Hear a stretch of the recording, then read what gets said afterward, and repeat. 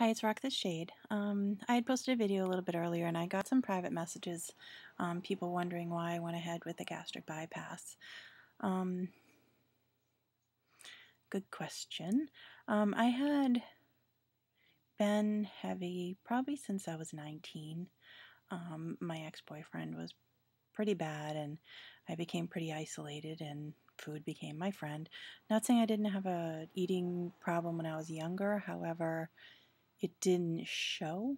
I know I used to sneak food, but I was able to, do as a kid do as a kid do as a kid does, and run around and such. So it didn't show. Um, I've tried many, many, many things, and in June of last year, I had my best friend and me really researched everything, talked, and she helped me through deciding what to do. And her being concerned about my health, I was glad to have her there. She obviously didn't want to lose me, so we went through everything. But anyway, it's just something I decided to start the process. So I went to my first appointment actually the day that Michael Jackson died. It's the only way I can remember it, which I think was sometime in June. And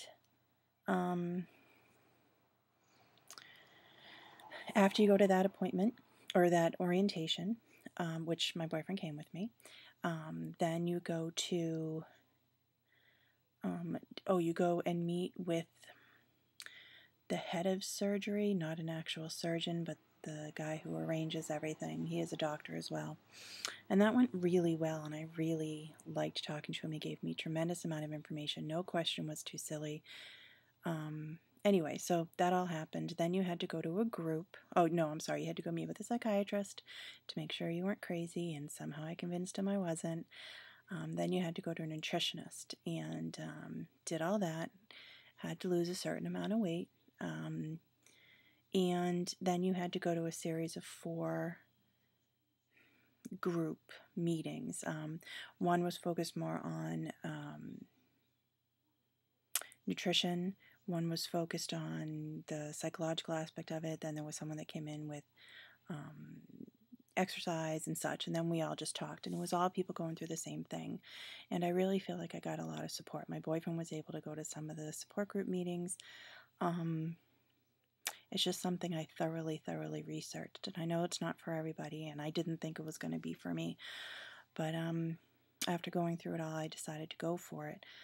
Unfortunately, in April of last year,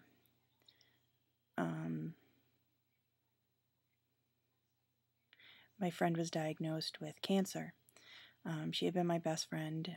She actually was my assistant at work too, so not only was she my best friend out of work, we worked together all day, every day, and just got along amazingly and didn't have a fight. She was a single mom of 2 kids, and she was just, we were best friends. I talked to her all day, every day, and at home, and we IM'd during shows, and just whatever a best friend is. So she was diagnosed with a rare stomach cancer, actually also to do with her reproductive system, but one in, I don't remember what they said, but it was incredibly rare. I went with her. She got her tumors removed. We found out she had about anywhere from 15 to 20 tumors inside her stomach, and that was in April. The end of April, she had the surgery.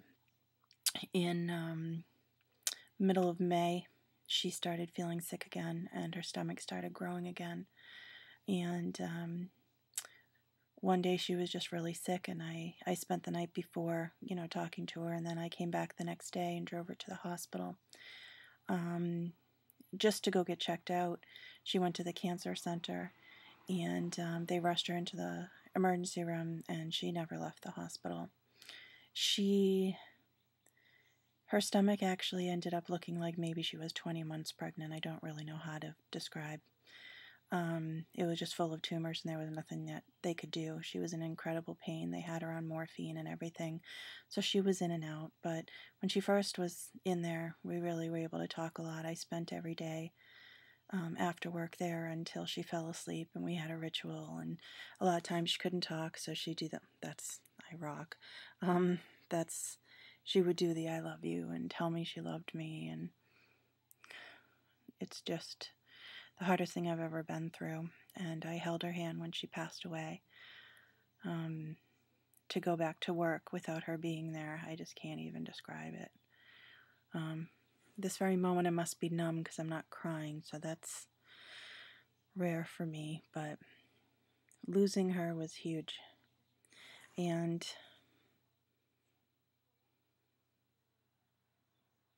I'm surprised I actually was able to do this without her. But anyway, I don't know if that had a lot to do with it. I want to be healthy, and I've tried so many times and I just couldn't do it. So honestly, I'm very lonely now. I have my boyfriend, he's my best friend. My mom has been amazing, my parents. I'm close to my sister-in-laws, but not incredibly. I had other friends, but a lot of them had connections with her, and it's very hard to not have her around. So I'm starting over 35, trying to find new friends again. Isn't that strange? So I think this video was supposed to be about me getting my surgery, but it turned out me telling you about my friend Charlene. I cannot tell you how much I miss her. I mean, what can you say? It's your best friend. So my boyfriend's been amazing with keeping me loved and busy, and Rocco, who's right here. Oh, say hi, baby.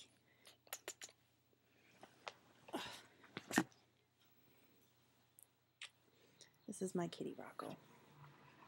He never leaves my side. Oh, you probably just saw my big arms.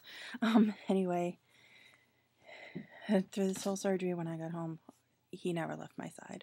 I'm looking down here because that's where you look to see yourself, and I'm still not used to it. I think I'm supposed to look up here to look like I'm looking in the camera, but that's very odd to look at a little green light. So anyway, I'm not quite sure where I've gone with this video. I notice it says 7 minutes and 43 seconds. So